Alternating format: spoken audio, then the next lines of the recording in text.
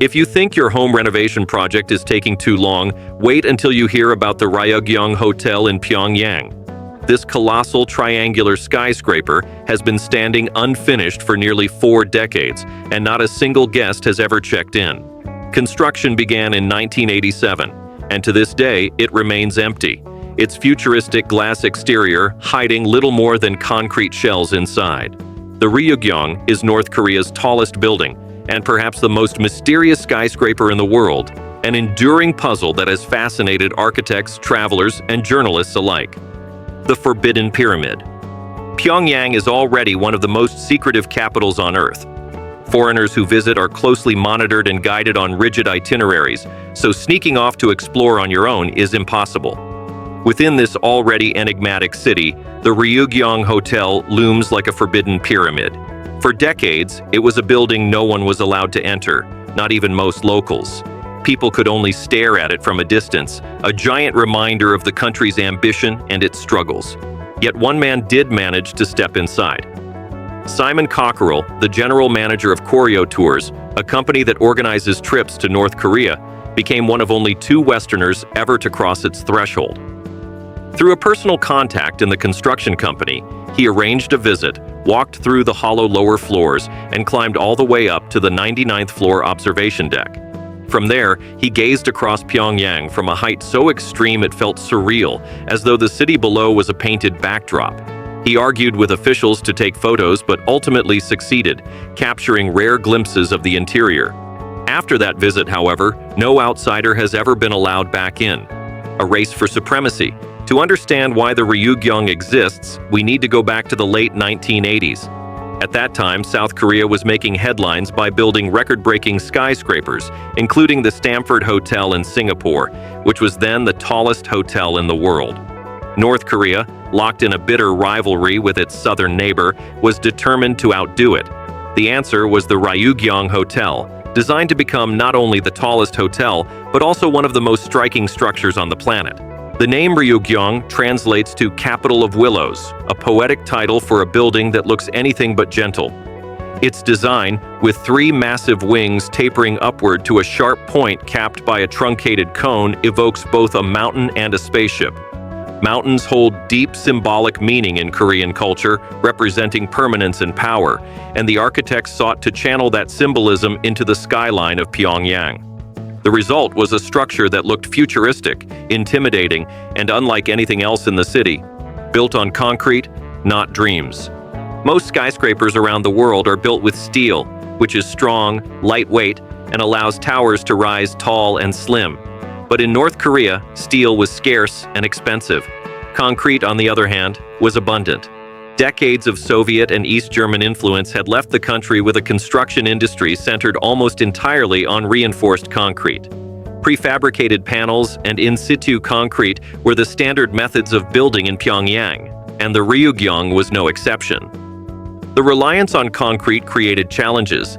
Concrete is extremely heavy, and building a tower 330 meters tall out of it required an unusually wide base. The architects designed the hotel with 3 vast wings that taper upwards, preventing the structure from becoming top-heavy. The choice of material gave the Ryugyong its stark, imposing look, but also contributed to the difficulties that plagued its construction. The long pause. Construction started in 1987, but by the early 1990s, North Korea was in crisis. The Soviet Union had collapsed, cutting off critical economic support. The country plunged into famine and hardship during a period known as the Arduous March.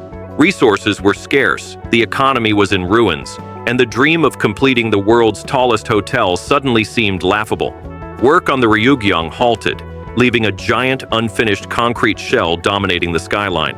For years, the hotel stood as a ghostly monument to failed ambition. Foreigners who saw it nicknamed it the worst building in the world.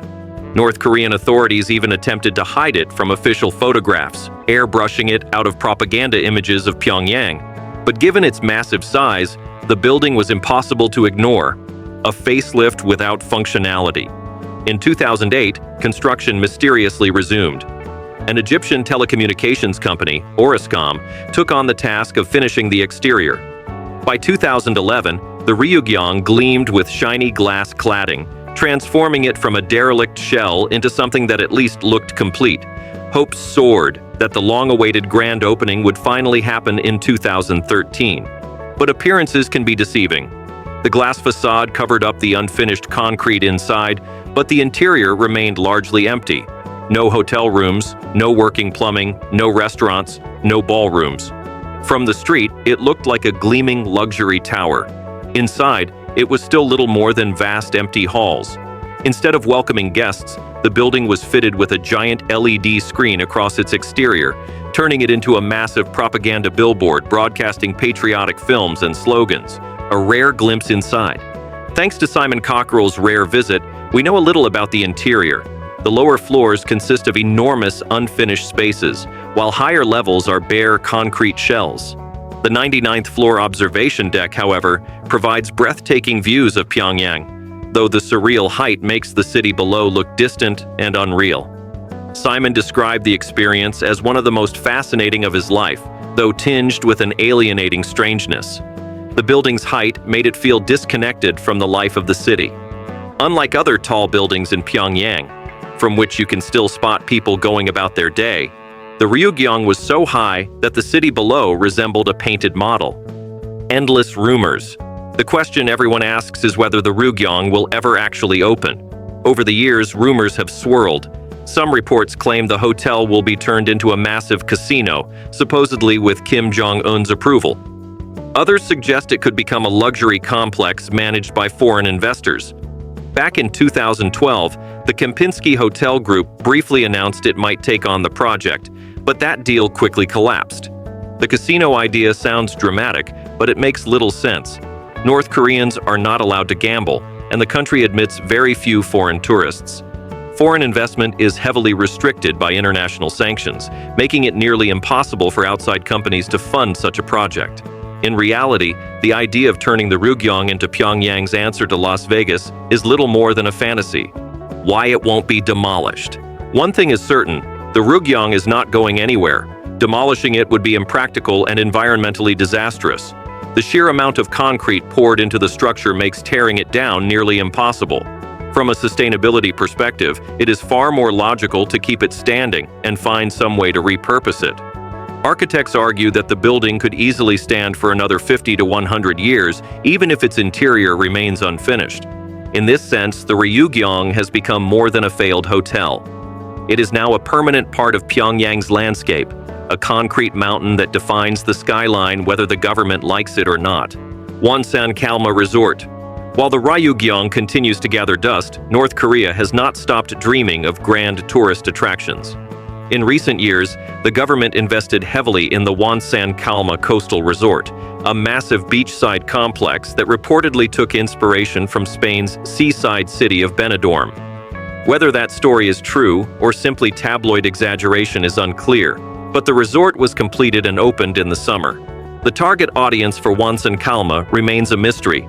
It could be meant for the tiny number of foreign tourists allowed into the country, or perhaps for domestic elites as a form of internal leisure travel. What is certain is that North Korea continues to pursue grand projects even as its borders remain closed and its people face economic hardship. A symbol of ambition and absurdity. The Ryugyong Hotel is more than just a building. It has become a symbol of North Korea itself, ambitious, mysterious, and riddled with contradictions. From the outside, it dazzles with its sleek glass facade, a towering emblem of power and modernity. From the inside, it is empty, unfinished, and hollow.